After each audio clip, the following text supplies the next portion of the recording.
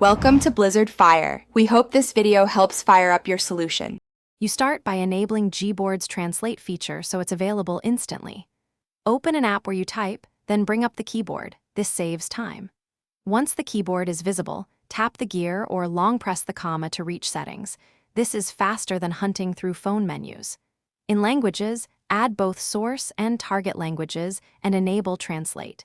You do this now because it ties the translator directly to the typing interface, making the next steps immediate and fluid.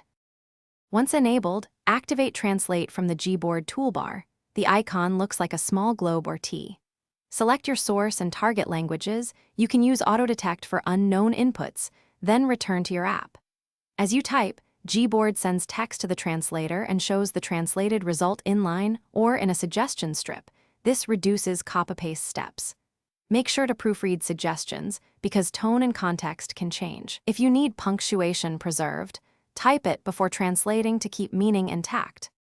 To finish, tap the translated suggestion to insert it into your message, or edit the text first if nuance matters. This keeps conversation flow natural.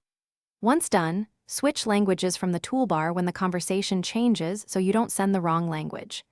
If translations stop working, make sure your phone has network access, Gboard has necessary permissions, and the app is updated. These fixes resolve most issues.